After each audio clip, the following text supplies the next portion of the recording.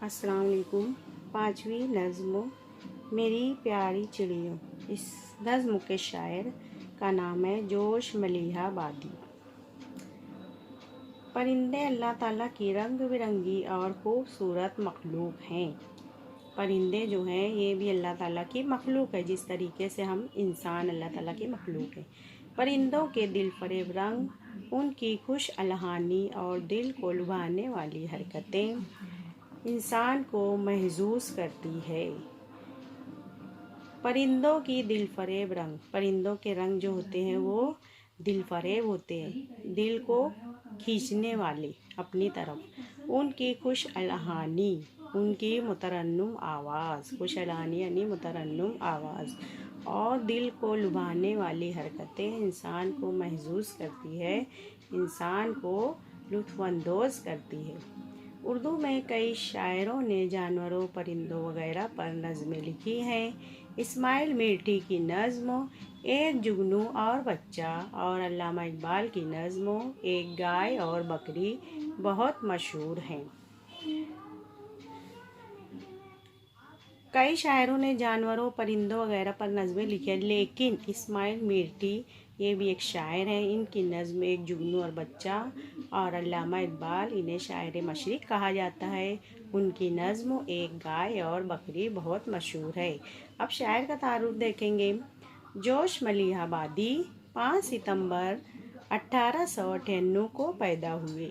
ان کا پورا نام شبیر حسن خان تھا۔ جوش ملیحہ آبادی 5 ستمبر 1898 کو پیدا ہوئے۔ ان کا پورا نام شبیر حسن خان تھا۔ ان کی ابتدائی تعلیم گھر پر ہوئی۔ ان کی ابتدائی تعلیم مطلب بچپن میں جب نرسری اور KG پہلی جماعت دوسری جماعت کی تعلیم ان کی گھر پر ہی ہوئی۔ وہ کالج کی تعلیم مکمل نہ کر سکے۔ انہیں زبان پر قدرت حاصل تھی، زبان ان کی بہت اچھی تھی۔ قدرت حاصل تھی مطلب وہ زبان پر بہت بول سکتے تھے۔ نظمیں لکھنے کی طرف ان کا زیادہ رجحان تھا۔ نظم لکھنے کی طرف ان کا رجحان تھا مطلب ان کا شوق تھا، ان کا دماغ نظمیں لکھنے کی طرف زیادہ تھا۔ انہوں نے غزلیں بھی کہی ہیں۔ انہیں شاعر انقلاب کہا جاتا ہے۔ جوش ملیحہ آبادی کو شاعر انقلاب کہا جاتا ہے۔ ان کی شاعری کی کتابوں کے نام ہیں عرش و فرش، جنون و حکمت۔ یہ ان کی شاعری کی کتابوں کے نام عرش و فرش، جنون و حکمت، سنبل و سلاسل، سیف و صبوح وغیرہ۔ یادوں کی بارات ان کی سوانح عمری ہے۔ یادوں کی بارات، اس میں پورا ان کا جو بچپن سے لے کر جوانی سے لے کر جب تک وہ زندہ رہے، سوانح عمری اسے کہتے ہیں۔ بچپن سے لے کر بڑھاپے تک جب تک زندہ رہتے ہیں انہوں نے خود اپنا پوری آپ بیتی لکھی۔ جوش کا انتقال 22 فروری 1982 کو ہوا۔ دیکھیں گے اب نظم۔ مہکتے ہوئے پھول کے پاس آؤ، لچکتی ہوئی شاخ پر بیٹھ جاؤ۔ شاعر کیا کہہ رہے ہیں؟ پیاری چڑیوں کو کہہ رہے ہیں، اے پیاری چڑیوں مہکتے ہوئے پھول کے پاس آؤ اور لچکتی ہوئی شاخ پر بیٹھ جاؤ۔ ہوا میں کبھی اڑ کے بازو ہلاؤ، کبھی صاف چشمے میں غوطے لگاؤ۔ اے پیاری چڑیوں مہکتے ہوئے پھول کے پاس آؤ اور لچکتی ہوئی شاخ پر تم بیٹھ جاؤ، اور ہوا میں کبھی اڑ کے بازو ہلاؤ اور کبھی ہوا میں اڑ کے اپنے بازو ہلاؤ، اپنے ہاتھ ہلاؤ، پر ہلاؤ۔ کبھی صاف چشمے میں غوطے لگاؤ اور کبھی صاف ستھرے چشمے میں پانی میں غوطے لگاؤ، ڈوبو اس میں۔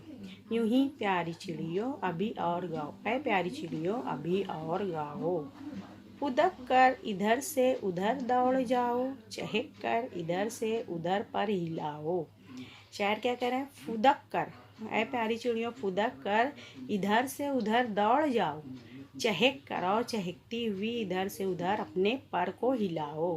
چمک کر کبھی شاخ پر چہچہاؤ اور کبھی شاخ پر بیٹھ کر تم چہچہاؤ۔ اچھل کر کبھی نہر پر گنگناؤ اور کبھی اچھل کود کرتے ہوئے نہر پر جاؤ اور گنگناؤ۔